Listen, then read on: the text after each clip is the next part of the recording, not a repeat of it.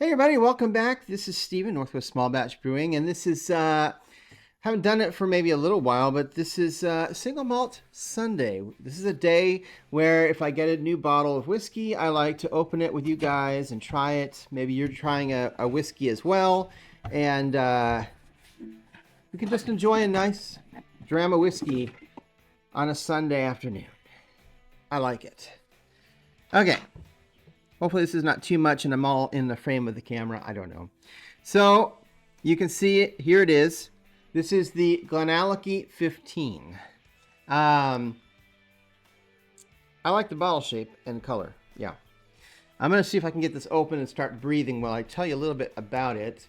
This is considered to be like the crown jewel of GlenAllachie's, core range of whiskeys. Every distillery has a core range of their whiskeys, and then they have variants of this and that, but this is considered like their crown jewel, the best of their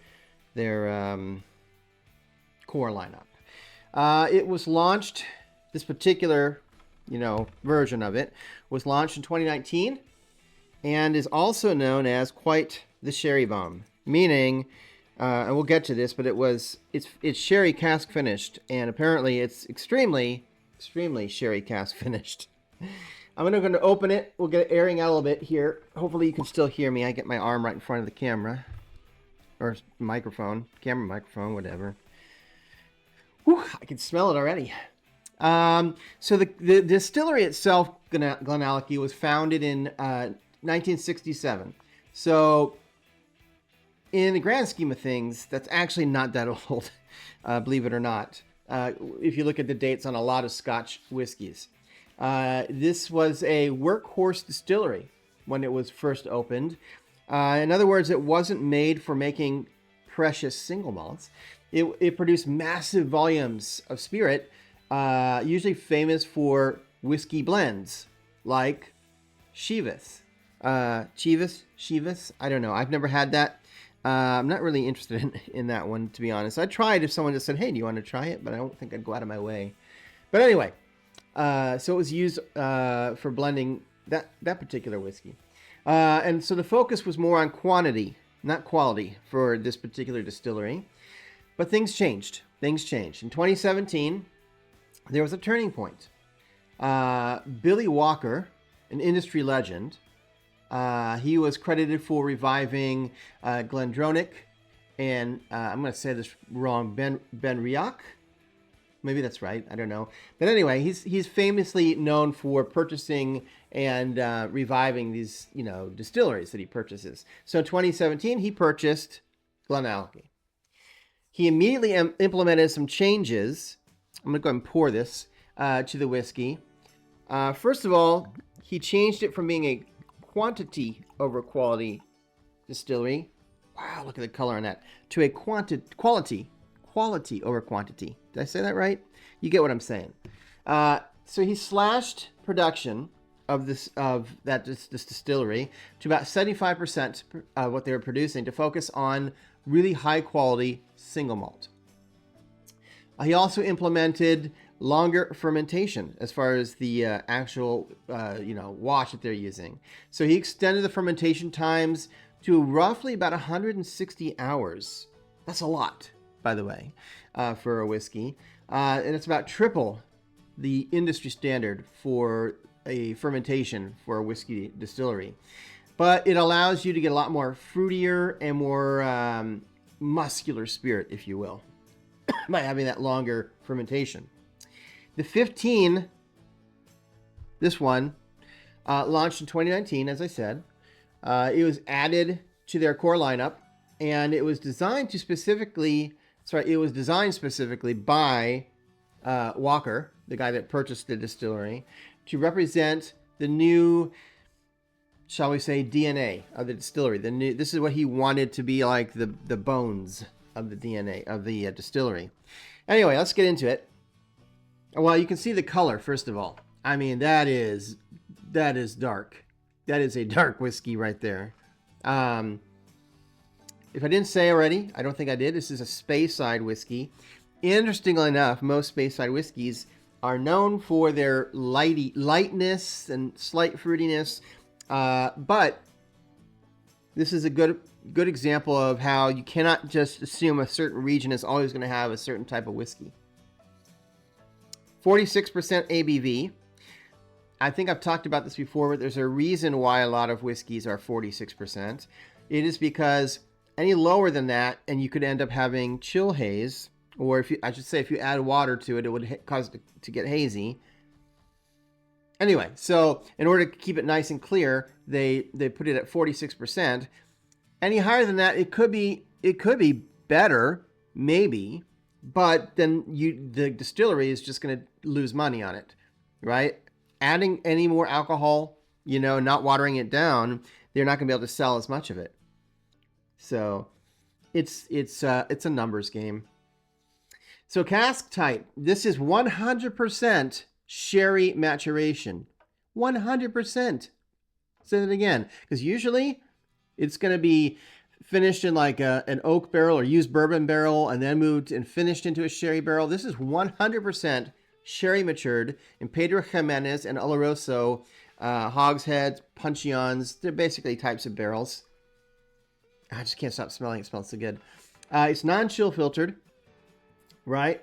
And that just preserves the oils, because if it's pots distilled, you want to preserve all the oils that I can see just cling into the glass here. And it gives you better flavor and mouthfeel. Color. There is no caramel color. There's no E150A in here. This deep, like, I would call it a mahogany color, is all from the wood, right? Now, caramel color doesn't really hurt anything. It's just a marketing scheme. But some people, purists, really don't like it. And so you can be happy to know this one doesn't have it. All right, so because of the heavy use of Pedro Jimenez and Oloroso casks, as you can imagine, this is a very rich, dark, and sweet whiskey. On the nose, you get, first of all, once you've drank enough single malts, you know what the grain smells like and tastes like. I can definitely smell the grain on this. For me, I don't mind. I kind of like it, but some people don't like that smell or taste. You get kind of like raisin, definitely dark fruits, dark chocolate, a little bit of butterscotch. I could see cinnamon, cloves, like, Christmas, which is what you get from the barrel. Maybe some orange zest, kind of the pithy part, the almost bitter. All right, let's give this a little sippy sip.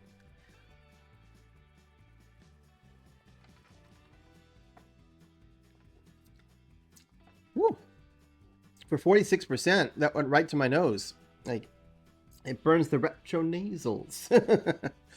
Wow. I try not to, do any kind of rate. Oh, boy, the finish. Well, I can't wait to talk about the finish. I usually don't like to say anything yet, because the first sip basically coats your mouth and gets you acclimatized to it. And then the second, third sip is when you'll start to actually be able to get some flavor notes out of it. I will say that that initial sip really punched me. I'm a little surprised, to be honest.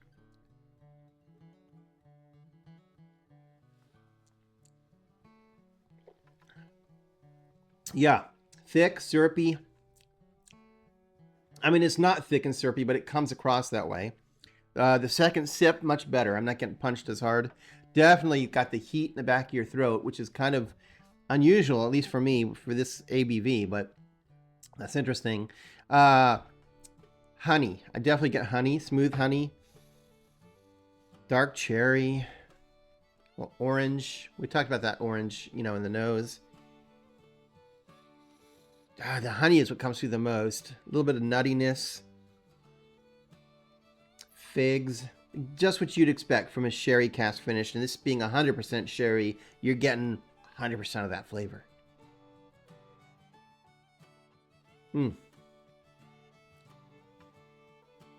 Let me tell you about the finish. Well, I put a couple drops of water. As I said, it definitely has that warmingness.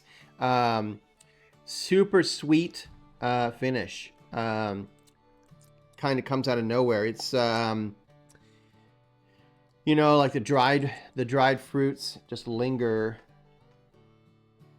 I'm just going to do 3 drops. This is not that high in alcohol, but there's so many oils in this, it could really bring out.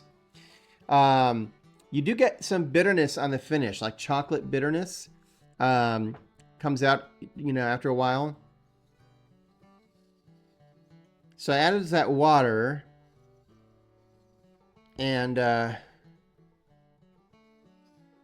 it kind of destroyed the nose. I'm not getting all those fantastic nose. But then again, the more you smell it, the more your nose kind of gets acclimatized and you lose the ability to really pick out stuff. So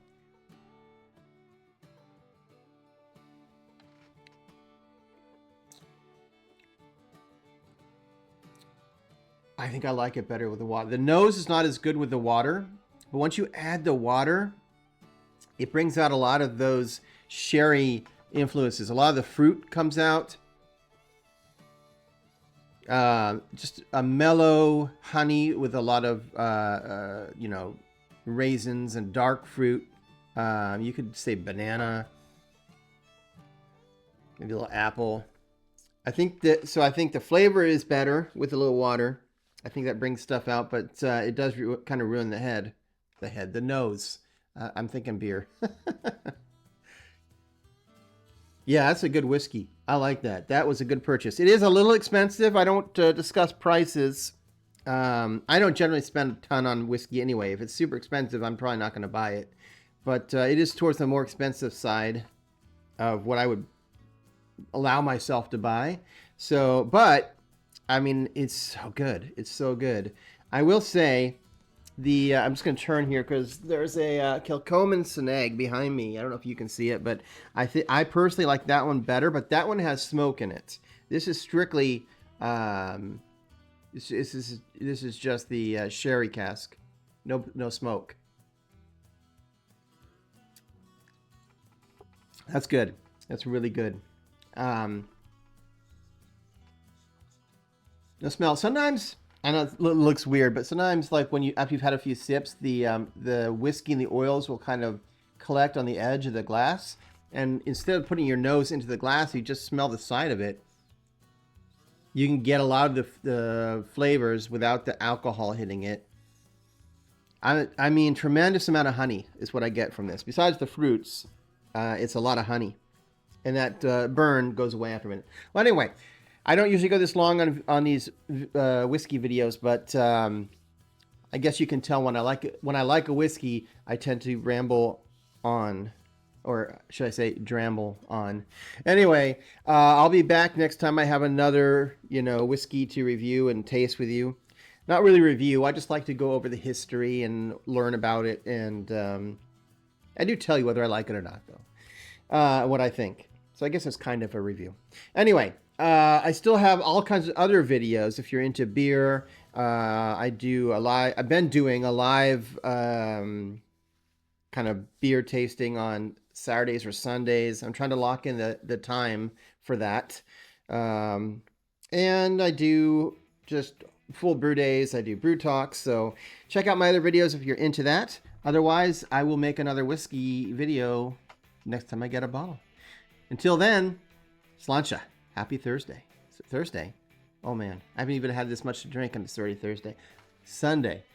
I'm actually filming this on a Sunday too. That's what makes this so crazy. Anyway, sláinte.